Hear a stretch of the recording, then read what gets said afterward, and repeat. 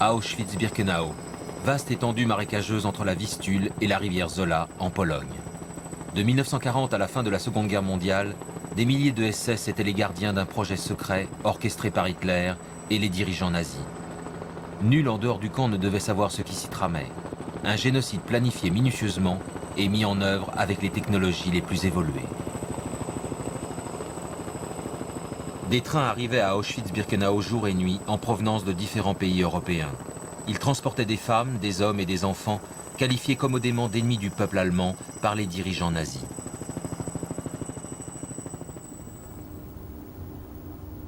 Deux décennies plus tard, la vérité sur le camp de concentration d'Auschwitz-Birkenau est révélée au tribunal de Francfort-sur-le-Main. Le verdict a été prononcé par le président du tribunal, Hans Hofmeier, le 19 août 1965.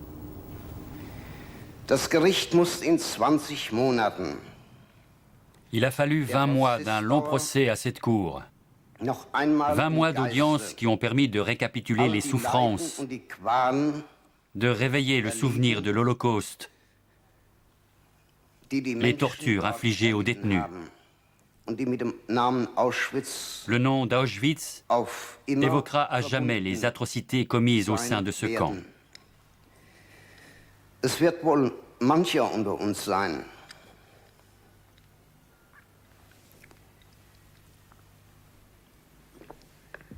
der auf lange Zeit Bon nombre d'entre nous présents ici aujourd'hui ne pourront plus croiser le regard joyeux et confiant d'un enfant sans songer, sans se rappeler les yeux hagards, le regard perplexe et confus à l'extrême de ces enfants terrorisés qui firent leur dernier pas et moururent à Auschwitz.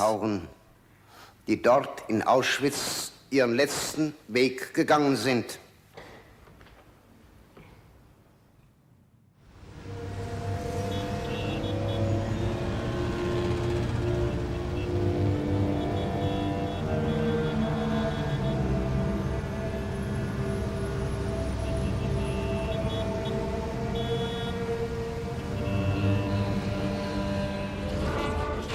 Francfort-sur-le-Main, la place Römerberg.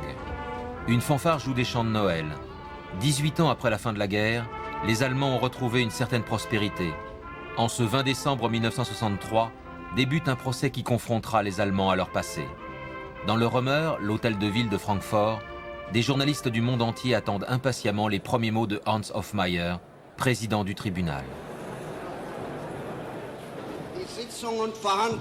Je déclare ouvert le procès d'assises qui a lieu au tribunal de Francfort-sur-le-Main. Durant les 3 premiers mois, le procès se tient à l'hôtel de ville situé dans l'ensemble du Römer, seul édifice offrant une salle suffisamment vaste pour accueillir les 150 journalistes. 4 des 22 SS accusés dans le dossier à Auschwitz sont rapidement connus de tous les lecteurs de journaux. Joseph Clair, menuisier de Braunschweig, à Auschwitz, affecté au commando de désinfection. Victor Capesius, pharmacien de Göppingen, administrateur du gaz mortel Zyklon B.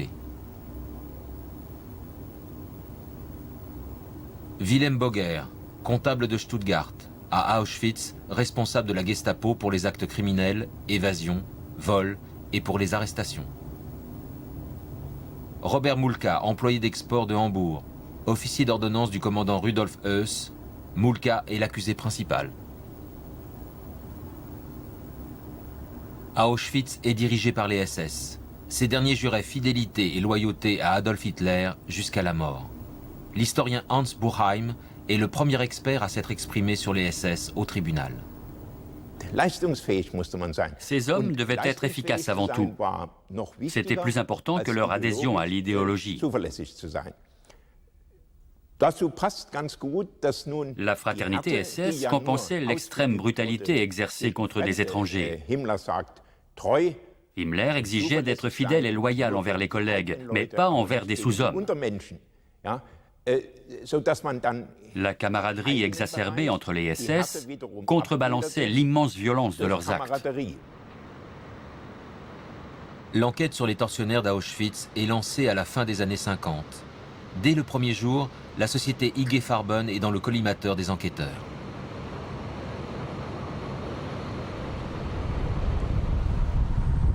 Ici, au siège du plus grand groupe chimique mondial, des contrats ont été signés avec les dirigeants SS afin d'utiliser des prisonniers pour construire une grande usine à côté du camp de concentration d'Auschwitz et les utiliser comme main-d'œuvre. Heinrich Himmler, exécutant de la solution finale, a visité 2 fois le chantier d'Auschwitz. Ayant besoin d'énormément d'ouvriers, IG Farben versait au SS 6 marks par jour et par prisonnier. La société est aussi impliquée dans le gazage des prisonniers, le Zyklon B ayant été mis au point par sa filiale Degesch.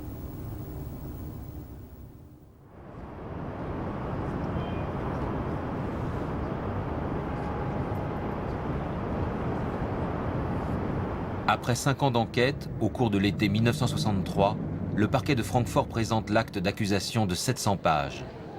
Joachim Kugler est un des 4 magistrats à avoir rédigé l'acte d'accusation. Ils ont enregistré les dépositions détaillées de 1400 témoins ayant survécu au camp de concentration et d'extermination d'Auschwitz-Birkenau.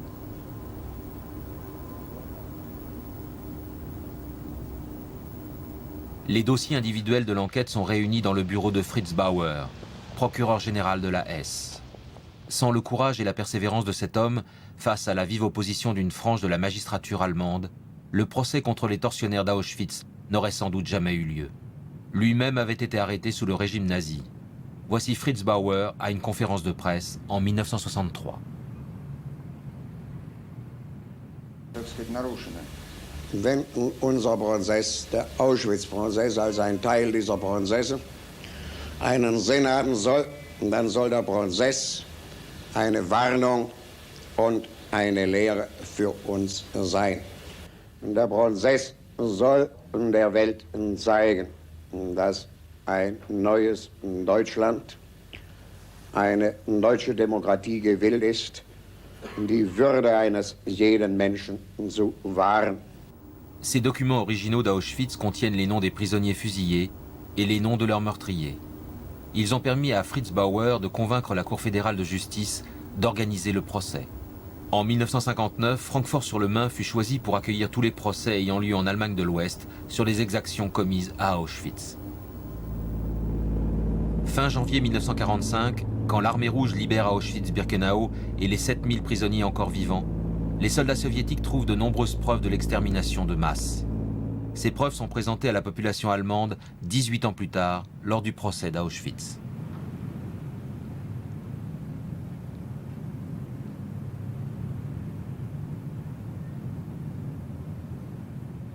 Ces images datent du jour où les soviétiques ont libéré le camp d'Auschwitz. Ces enfants emprisonnés montrent le numéro tatoué sur leur avant-bras.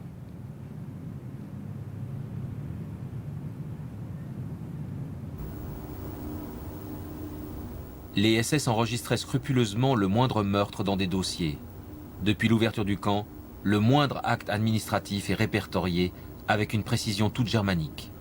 Auschwitz disposait d'un bureau des enregistrements rempli de registres de décès. Une bonne partie avait disparu. Mais le tribunal de Francfort en détenait 3 qui contenaient à eux seuls les noms de 56 000 détenus.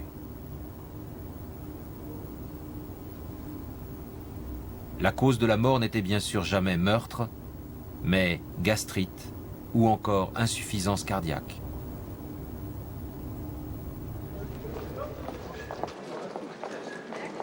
Le tribunal reçoit le premier des 359 témoins en février 1964. Le juge demande à chacun d'eux l'autorisation d'enregistrer leur déposition. Témoin Volken, me donnez-vous l'autorisation d'enregistrer votre témoignage pour servir de mémoire à la Cour? Oui. Le docteur Otto Volken de Vienne est le premier témoin à déposer. Il décrit les premières heures après son arrivée dans le camp. Je suis arrivé à Auschwitz I, au camp d'origine d'Auschwitz.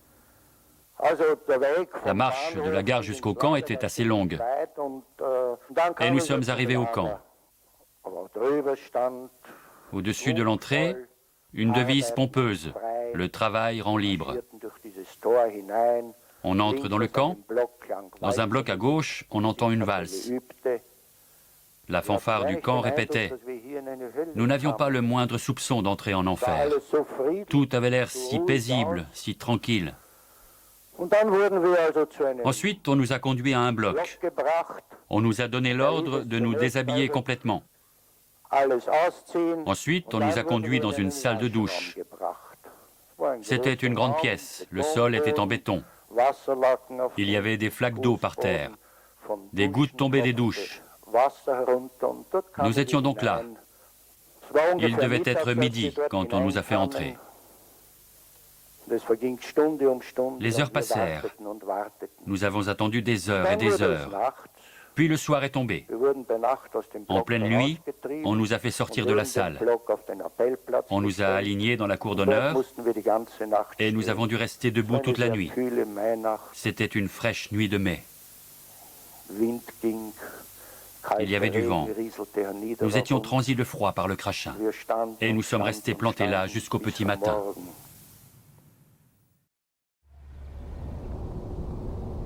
Jusqu'à 1000 prisonniers étaient amassés dans les blocs, ces longs baraquements de briques, comme en témoigne l'écrivain viennois Hermann Langbein.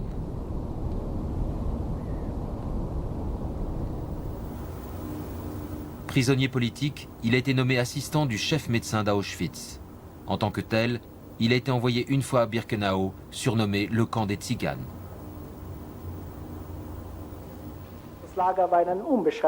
Le camp était dans un état indescriptible. Le sol de terre battue était boueux et crasseux. Il n'y avait pas de salle d'eau pour se laver, ni de lavoir pour les vêtements. Les enfants étaient les plus mal en point. Ce n'est peut-être qu'une impression, car c'est eux qui suscitaient le plus la pitié.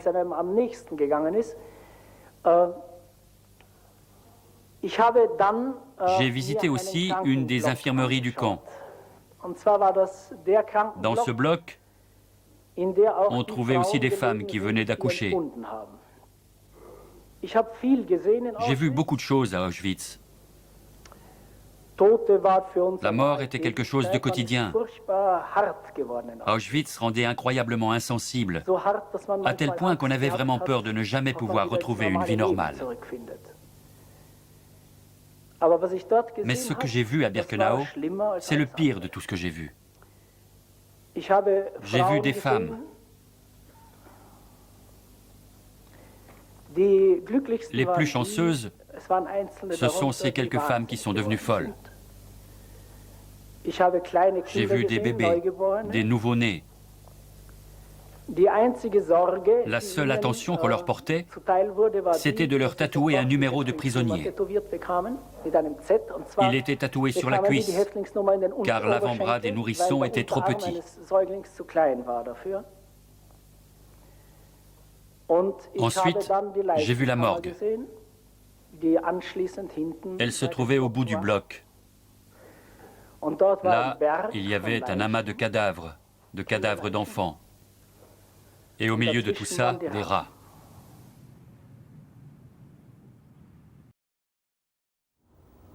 Appel du matin dans un camp de femmes. La photo a été prise par un photographe SS. Elle a servi de preuve au procès de Francfort. Lors de l'appel quotidien face au bloc, les SS sélectionnaient les femmes aptes au travail. Ensuite, elles partaient en file indienne travailler dans les usines de munitions installées autour du camp. Les femmes malades ou frêles étaient généralement envoyées dans les chambres à gaz. On distingue aussi des adolescents et des enfants.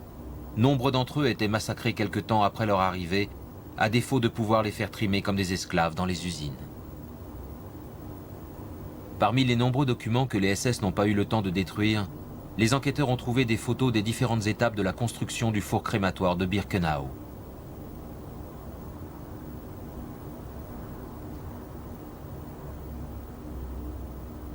Les SS n'ont pas eu le temps de détruire complètement les incinérateurs avant d'abandonner le camp en janvier 1945.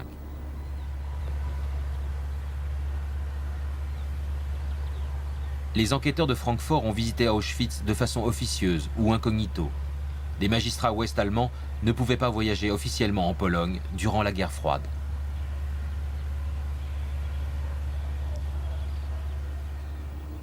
Yehuda Bakon est un des enfants déportés à Auschwitz avec son père et sa mère. Il est le seul rescapé de sa famille. En octobre 1964, cet artiste installé aujourd'hui à Jérusalem décrit le travail des enfants dans leur unité affectée aux chambres à gaz. Une de nos corvées consistait à ramasser des cendres dans le crématoire numéro 3 et à les répandre sur le chemin verglacé. C'était dans le camp des femmes B2C.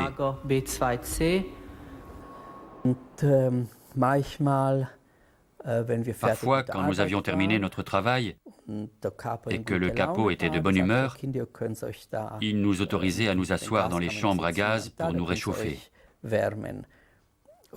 J'avais l'occasion alors d'examiner minutieusement l'intérieur avec mes yeux d'artiste.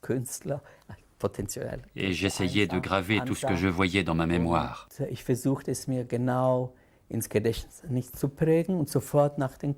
Juste après la guerre, j'ai exécuté ces dessins. Ils ont été montrés lors du procès à Auschwitz. Ici, la pièce où on se déshabillait. Et ça, c'est la chambre à gaz. J'avais étudié ces pièces dans leurs moindres détails. On voit ici les douches. Ce qui m'a frappé, c'est qu'il n'y avait pas de trous. Il y avait juste des petits renfoncements exécutés au marteau. Et ici, en bas, on distingue les très grands ventilateurs. Et ici, la lucarne par où ils répandaient le Zyklon B. Ici, on voit la salle où on se déshabillait. Avant d'entrer dans la chambre à gaz, les gens devaient se dévêtir. Ensuite, le SS de faction leur disait de bien se souvenir de leur numéro et de se dépêcher. Sinon, ils seraient en retard pour le café.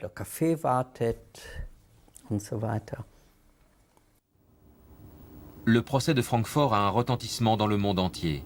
Nombre de journaux donnent un compte-rendu hebdomadaire du procès. Quant au Frankfurter Allgemeine, il publie quotidiennement les audiences du procès dans leurs moindres détails. Auschwitz n'est plus seulement le nom allemand d'une ville polonaise, il devient synonyme du génocide perpétré sur l'ordre des autorités du Troisième Reich. La presse internationale envoie à Francfort ses reporters les plus expérimentés, parmi lesquels le célèbre écrivain Arthur Miller, ainsi que l'écrivain suisse Max Frisch, ici à côté de son éditeur Siegfried Unseld, à droite. Plus le procès révèle de crimes, moins les accusés parlent. Tous se murent dans un silence commun. La camaraderie SS se perpétue sur le banc des accusés. Le procureur général Fritz Bauer témoigne depuis son domicile de Francfort.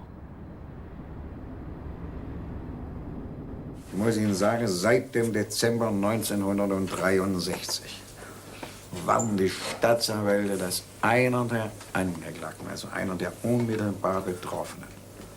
Ein menschliches Wort zu den Zeugen und Zeuginnen findet, die überleben, nachdem ihre ganzen Familien ausgerottet sind.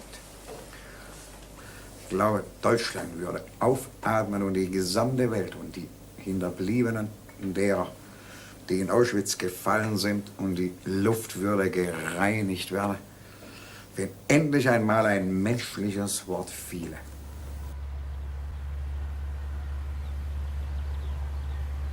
Pas l'ombre d'un repentir chez les accusés, jamais. Ils ne savaient rien ou ne se souviennent plus. Mais les procureurs ne disposent pas seulement de documents et de témoignages pour confondre les accusés. En mars 1964, l'ancien juge SS Konrad Morgen témoigne de ce qu'il a vu à Auschwitz. Ce juge francfortois avait été chargé par les autorités SS d'enquêter sur plusieurs cas de corruption parmi les SS stationnés à Auschwitz. Dans les années 60, Konrad Morgen vivait dans les beaux quartiers de Francfort où il avait un bureau d'avocat.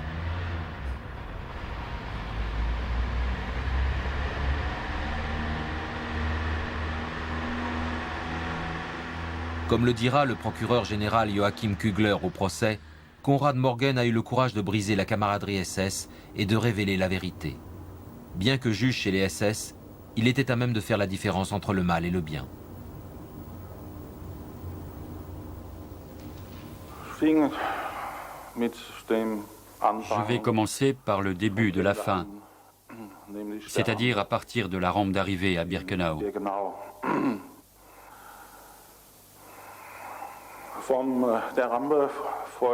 Depuis la rampe, on suivait les pas des personnes condamnées. Au bout de la voie, On passait un grand portique qui conduisait à ce qu'on appelait les vestiaires. Ces salles contenaient de simples bancs et des patères pour les vêtements. Chaque emplacement était numéroté par une petite plaque.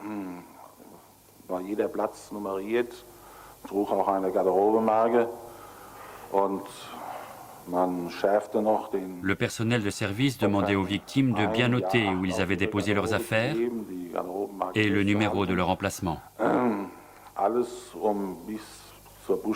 L'idée, c'était de les leurrer jusqu'au dernier moment. Il ne fallait pas éveiller leurs soupçons. Il fallait que les malheureux pénètrent dans le piège sans se méfier.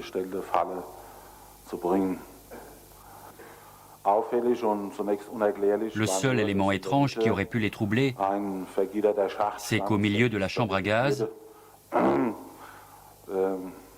il y avait une gaine grillagée pour laquelle il n'y avait aucune explication plausible.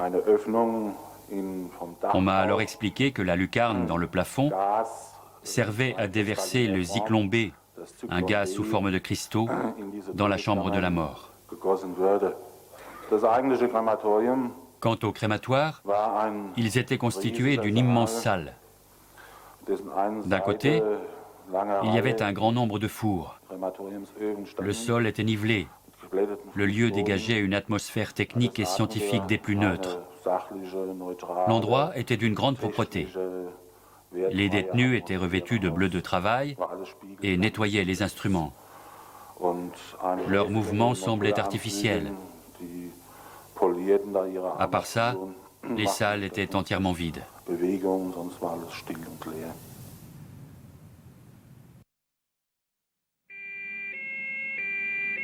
Les accusés sont conduits 3 fois par semaine jusqu'au tribunal de Galous, sous haute protection policière et au son des hurlements de sirènes. Seul l'accusé principal, Robert Mulka, l'officier d'ordonnance de Rudolf Höss, le commandant du camp, comparaît en homme libre. L'ancien lieutenant SS restera libre durant plusieurs mois. Face aux accusations, il fournit toujours la même réponse. « Je n'ai rien vu, je ne donnais pas d'ordre, je ne sais rien de tout ça. » L'attitude de Mulka est aussi grotesque qu'indigne. Depuis la fenêtre de son bureau à Auschwitz, l'ordonnance avait vue direct sur le crématoire et les chambres où l'on a gazé des milliers et des milliers de victimes.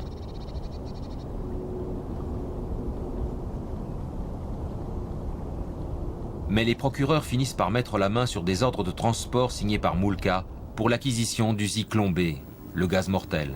Mulka est arraché à l'univers douillet d'un hôtel de luxe et jeté en prison.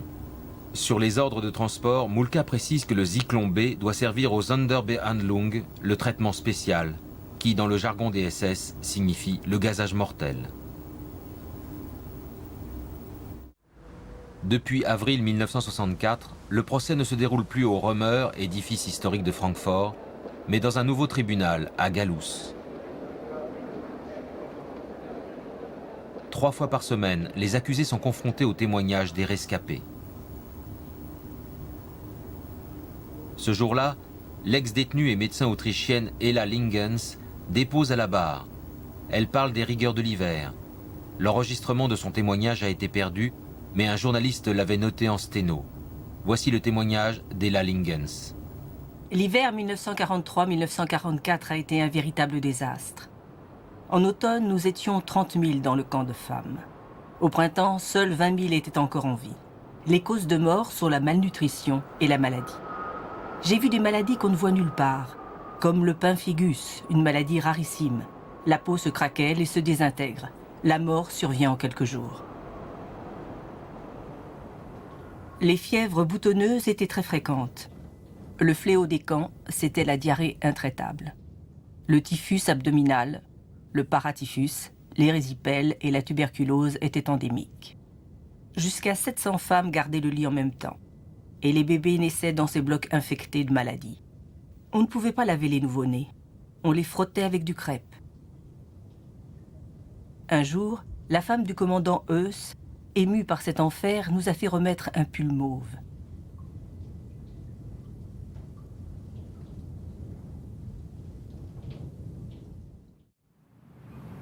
À l'hôpital du camp d'Auschwitz, les médecins SS sont secondés par des assistants médicaux.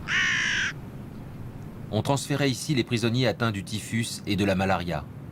Quand la place venait à manquer, les plus faibles d'entre eux étaient éliminés. Le sergent-major Joseph Clair était un des assistants médicaux chargés de faire de la place.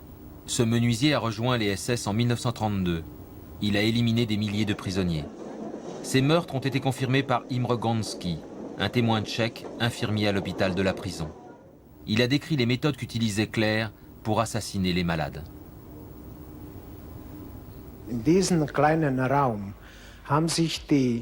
Les patients se déshabillaient dans une petite salle.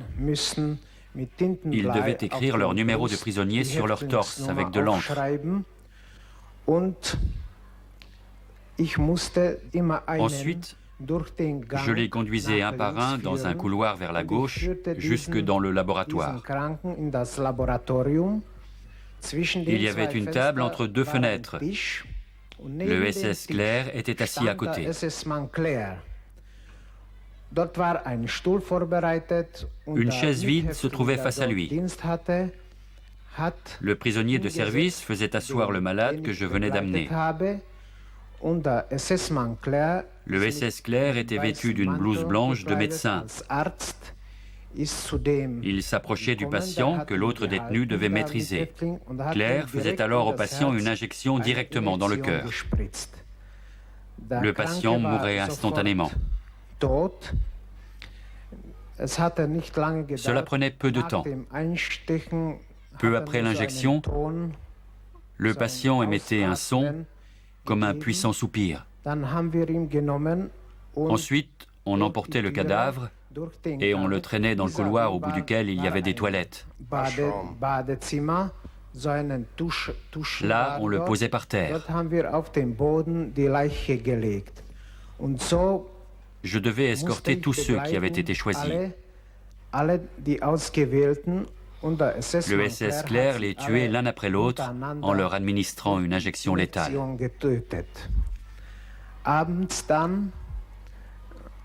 Le soir, on allait chercher un camion au crématoire.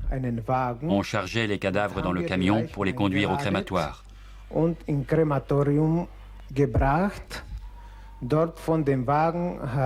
On jetait les cadavres du camion. Le sol en béton avait été mouillé au préalable, car nous n'avions pas la force de porter tous ces corps. On fixait une lanière autour des corps et des cordes autour des poignets, et on les traînait sur le sol glissant, et on les empilait.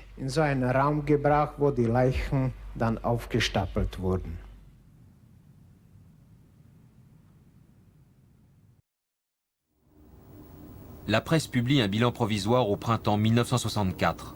Constat, le procès d'Auschwitz à Francfort pose les jalons dans l'enquête sur les crimes nazis. Il met en lumière le fait que les crimes ont été commis au nom du gouvernement allemand. Mais bien que la défense répète inlassablement qu'il y avait une exception légale sous le régime nazi, la Cour reste fidèle à ses principes. Tous ceux qui ont commis un crime au regard de la loi sont coupables. Cela vaut aussi pour Wilhelm Boger, ancien policier, sergent-major des SS et enquêteur de la Gestapo dans le camp.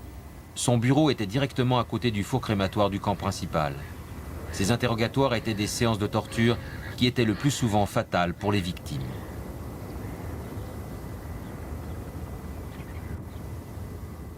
Joseph Kral est un témoin polonais. Cet entrepreneur en bâtiment est envoyé au camp pour résistance à l'occupation nazie. Il décrit à la barre l'interrogatoire de 15 détenus par Boger. Certains d'entre eux n'y survivront pas. Comme bon nombre de témoins, Kral dépose dans sa langue maternelle. L'interprète officielle s'appelle Vera Kapskaya. Elle a également traduit les dépositions des témoins russes. Assermentée auprès du tribunal, Vera Kapskaya a traduit en allemand les dépositions de Joseph Kral.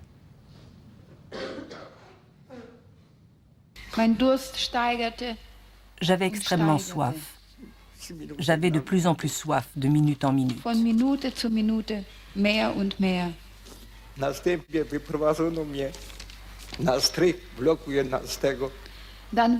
Ensuite, on m'a conduit dans le grenier du bloc 11. On m'a suspendu avec les mains attachées dans le dos.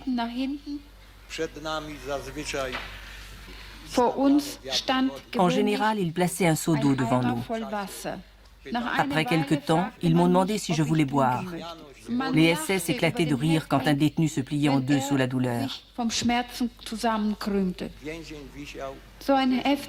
Un détenu est resté 50 minutes suspendu comme ça.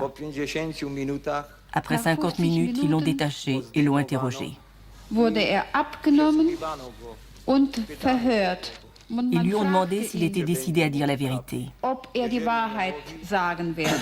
S'il ne répondait pas, il recevait 25 coups dans le dos avant d'être de nouveau suspendu pendant 1 heure.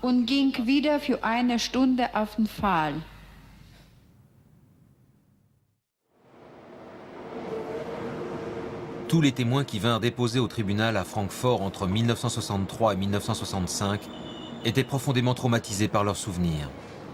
Le voyage en Allemagne était une épreuve terrible pour eux. Au tribunal, certains racontaient leur expérience à Auschwitz pour la toute première fois. Au début du procès, ces témoins qui venaient de 19 pays étaient totalement livrés à eux-mêmes. L'administration allemande n'avait pas prévu de louer des hôtels ni d'octroyer une somme pour leurs dépenses courantes. Il fallut attendre un article paru dans la presse pour qu'un groupe de femmes catholiques sous la houlette de Amy Bonhoeffer offre une aide aux témoins.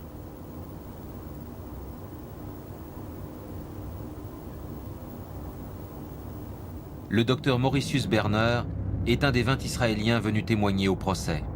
En mai 1944, il avait été envoyé de Transylvanie dans un camp en compagnie de son épouse et de leurs 3 fillettes. Le témoignage du docteur Berner concerne Victor Capesius, responsable de la pharmacie d'Auschwitz. Il est accusé d'avoir envoyé au minimum 8000 innocents à la mort sur la rampe de sélection à Birkenau. Le tribunal dispose d'un document unique concernant les sélections, un album photo appartenant à un photographe SS. Il y décrit la méthode de sélection sur la rampe à Birkenau durant la prétendue délocalisation des Juifs de Hongrie et de Transylvanie.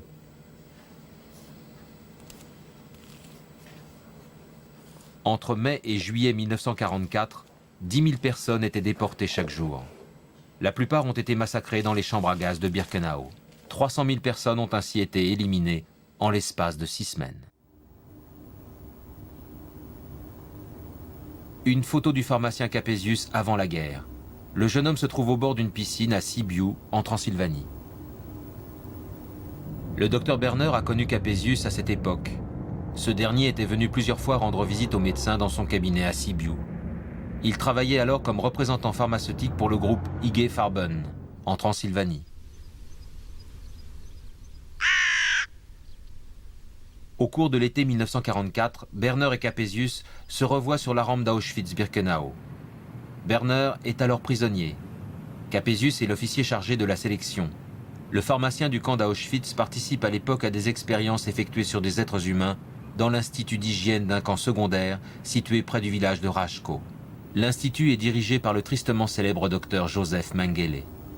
Ce dernier figurait sur la liste des accusés du procès de Francfort, mais il avait réussi à fuir en Amérique du Sud. Le 17 août 1964, le témoin Mauritius Berner raconte au tribunal ce qui s'est passé à Auschwitz 20 ans auparavant, jour pour jour.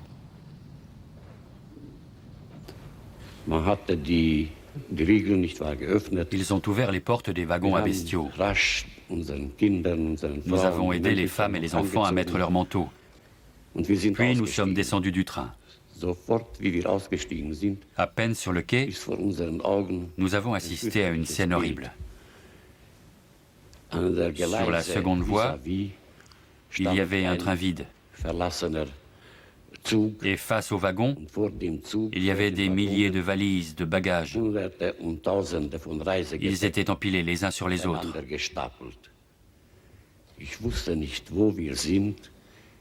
J'ignorais où nous étions.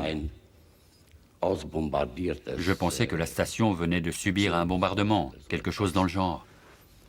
Nous n'avons pas eu le temps de réfléchir. Aussitôt, des hommes en vêtements rayés se sont approchés de nous et nous ont dit de laisser nos bagages à côté des wagons.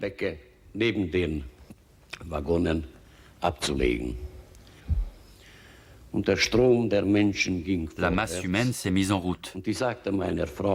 J'ai rassuré mon épouse. J'étais là avec ma femme et nos 3 petites filles.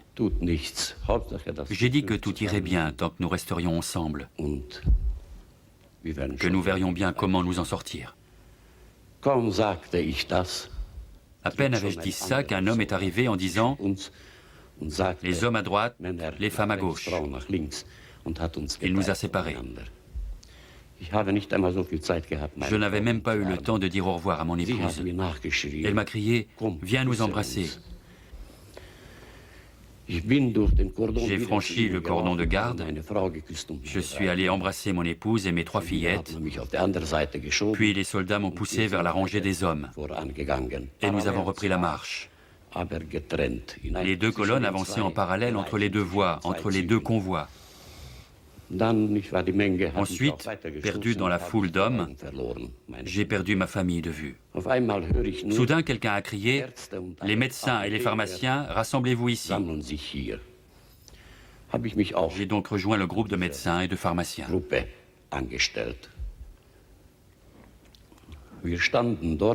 Nous sommes restés là tout un temps. Ensuite, 2 officiers allemands sont venus voir notre groupe. L'un d'eux est Victor Capesius, le gentil représentant en pharmacie de Transylvanie. Il a désormais droit de vie et de mort dans le camp. Ein Gedanke ist mir in den Kopf geschossen und ich sprach an den Dr. Capesius und sagte ihm, ich habe 2 Zwillingskinder, die eine größere Schonung bedürfen. Ich arbeite ihnen, was sie wünschen, nur lassen Sie mich mit meiner Familie zusammen. Er fragte, Zwillingskinder, wo sind sie? Ich sage, dort gehen sie. Rufen Sie sie zurück, sagte er. Ich rufe den Namen meiner Frau und meinen Kinder. Die drehten sich um und ich zeige ihnen, sie mögen zurückkommen. Dr. Capesius fasst meine 2 Zwillingskinder an die Hände und führt sie bis zum Dr. Mengele und sagt mir, nun sagen Sie ihm. Ich sage, Herr Hauptmann, ich wusste seine Distinktion nicht. Ich habe 2 Zwillingskinder. Er las mich aber nicht weiter sprechen. Mit einer abwehrenden Handbewegung sagte er mir, später, jetzt habe ich keine Zeit. Da hat sie Dr. Capesius wieder in der Reihe zurückgeschickt, von wo sie zurückgerufen waren. Ich begann zu schluchzen, worauf Dr. Capesius mit Ungarisch sagte, weinen Sie nicht. Sie gehen nur baden. Sie werden sie in einer Stunde wiedersehen. Ich rufe das noch mit lauter Stimme meiner Frau und meinen Kindern nach. Nie habe ich sie wiedersehen.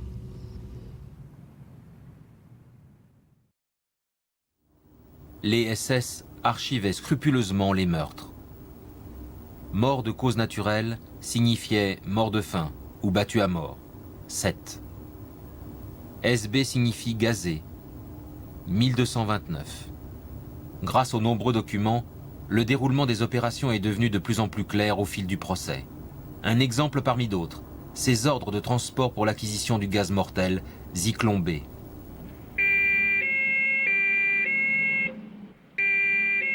En 1965, il ne restait que 20 accusés à la barre. 2 avaient été déclarés inaptes à comparaître pour cause de faiblesse cardiaque. Tous les lundis, mercredis et vendredis, à 8 h du matin, le convoi transportant les accusés arrivait au tribunal de Galous. Un jour, une équipe de la télévision canadienne a tenté de les filmer.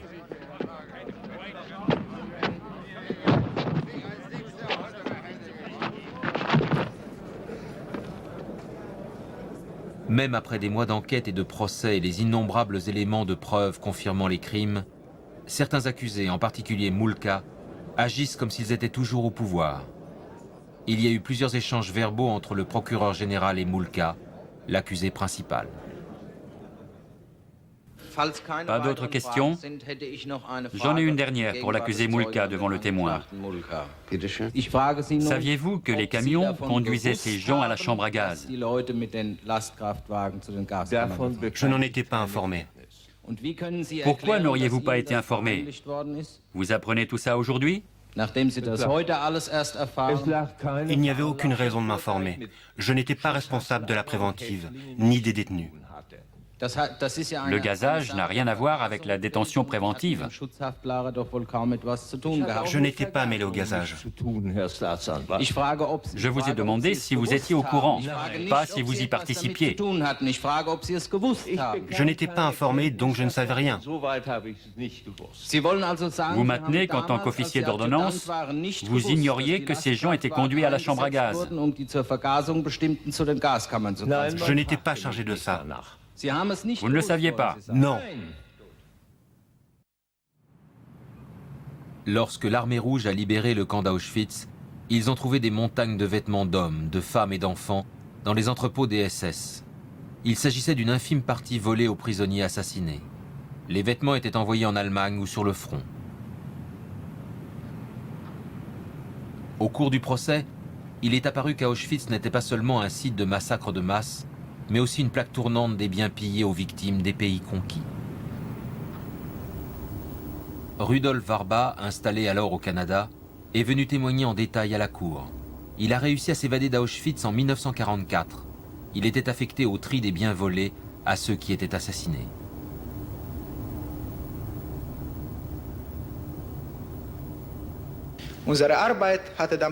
Notre travail commençait le lendemain.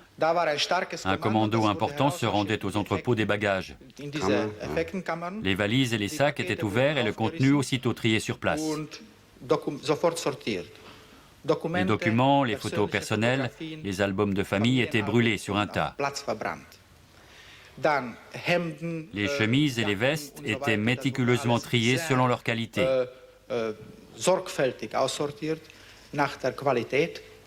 Les chemises des hommes selon 3 degrés de qualité et de même pour les vêtements des femmes.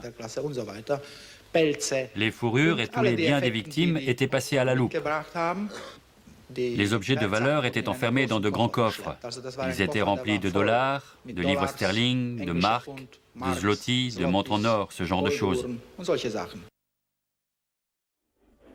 En 1939, au début de la guerre, Auschwitz n'était encore qu'Auschwitzim, petite ville polonaise de 12 000 habitants sur la liaison ferroviaire Katowice-Cracovie.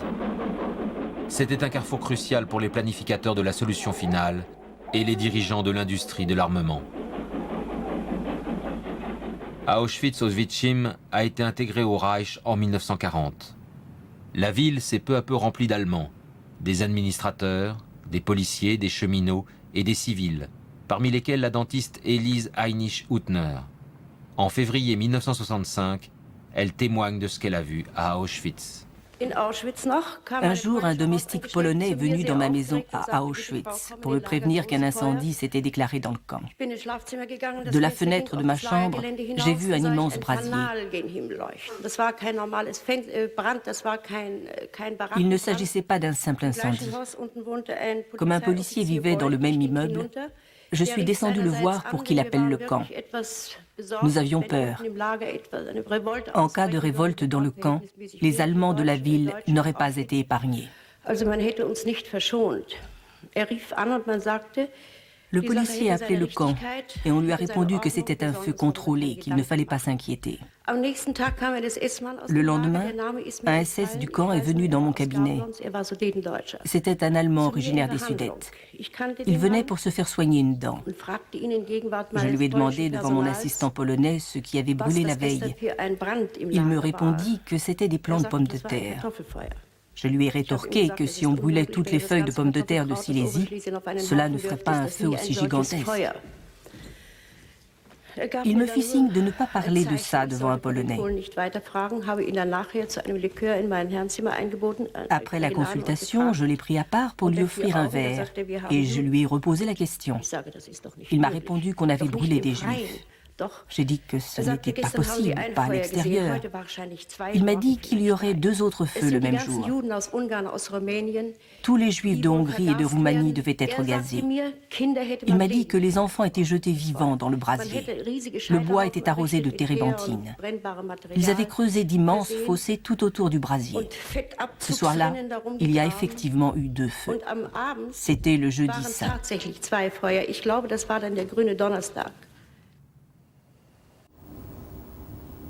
Un des prisonniers du groupe spécial a réussi un jour à prendre des photos du brasier où l'on brûlait les cadavres. L'appareil photo sortait de la valise d'un juif hongrois. La pellicule a été passée en douce en dehors du camp. Les originaux ont été présentés lors du procès à Francfort.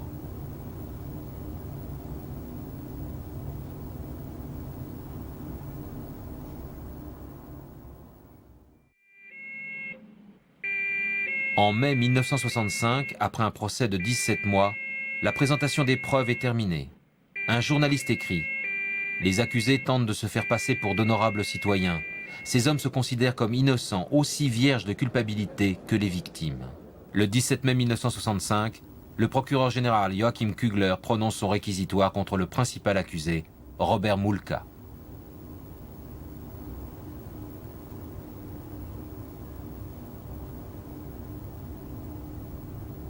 Meine Damen und Herren, so wie diese Angeklagten in Auschwitz tätig geworden Mesdames et sind, messieurs du jury, haben sie nicht les actes nur des ein accusés à mörderisches Auschwitz Ende, n'ont pas seulement provoqué l'extermination ein in Worte massive nicht mehr fassbares et Elend des souffrances für indescriptibles Zehntausende Männer pour und des Frauen, dizaines de milliers d'hommes et de femmes ungezählte Kinder et gebracht. d'innombrables enfants. Sie gehören auch zur untersten Les Garnitur accusés sont jener, les dignes sous-fifres welche der Jugend de ceux qui ont unseres spolié Volkes, la jeunesse de des notre ganzen pays, Deutschlands, de toute l'Allemagne, den Weg en in laminant eine tout freie espoir de und devenir un friedliche pays Zukunft libre et heureux. bis zur Unmöglichkeit erschwert haben. Es fehlte diesen Angeklagten Ces accusés sont incapables de prendre la mesure des atrocités qu'ils ont commises und alle Fantasie, et de craindre la conséquence de leurs actes. was sie taten.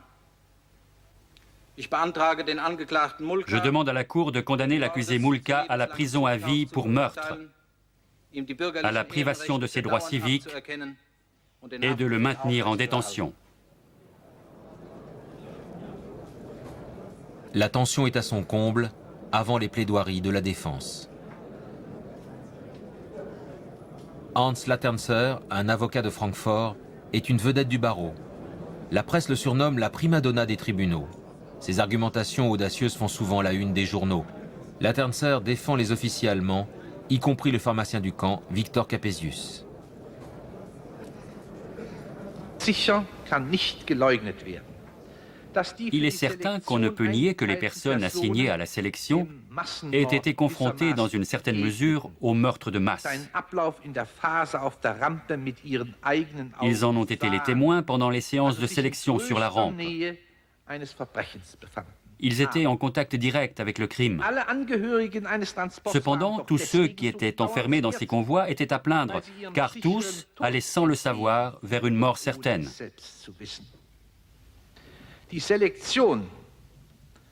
La sélection sur la rampe à Birkenau revenait en réalité à réduire l'ampleur de l'extermination totale qui avait été planifiée et ordonnée.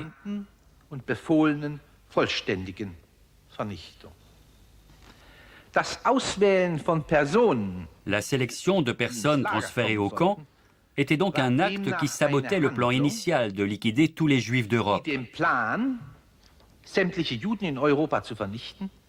Les sélectionnés étaient sauvés d'une mort certaine dès leur arrivée sur place. Pour cela, le meurtre planifié n'a pas eu lieu. Voyez-vous, il est légitime de penser que les responsables de la sélection ont sauvé tous ceux qu'ils sélectionnaient pour le travail quand les autres devaient passer immédiatement dans les chambres à gaz. Ceux-là ont donc contrevenu aux ordres de Hitler.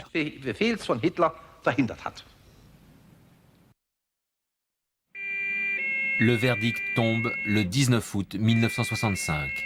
Pour la dernière fois, les tortionnaires d'Auschwitz sont présentés au tribunal de Gallus. Le verdict. Mulka, l'officier d'ordonnance, condamné à 14 ans de prison.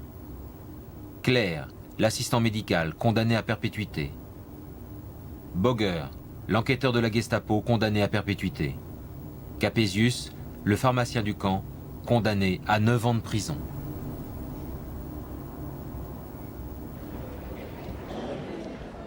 La lecture du verdict par Hans Hofmeier, président du tribunal, est conforme à l'ambiance des 20 derniers mois. Comme les accusés se sont obstinés à ne rien dire, à mentir et à nier les faits, l'accusation s'est attachée à déterminer la culpabilité de chacun des accusés. Pour finir, Hans Hofmeier, le président du tribunal, lit le verdict concernant le camp de concentration d'Auschwitz. Au-dessus de l'entrée du camp, il était écrit « Le travail rend libre ». En lisant entre les lignes, cela signifiait « Ceux qui pénètrent ici peuvent abandonner tout espoir ». Au-delà de cette porte commençait un enfer absolument inconcevable pour un esprit normalement constitué. Aucun mot ne peut décrire cela. Les malheureux qui étaient amassés dans ces camps n'étaient pas seulement dévalisés de toutes leurs possessions. Hommes, femmes et enfants étaient privés de leurs cheveux. On leur donnait des guenilles en guise de vêtements et de lourds sabots qui torturaient les pieds. On les contraignait à trimer pire que des bêtes pour exécuter des tâches surhumaines.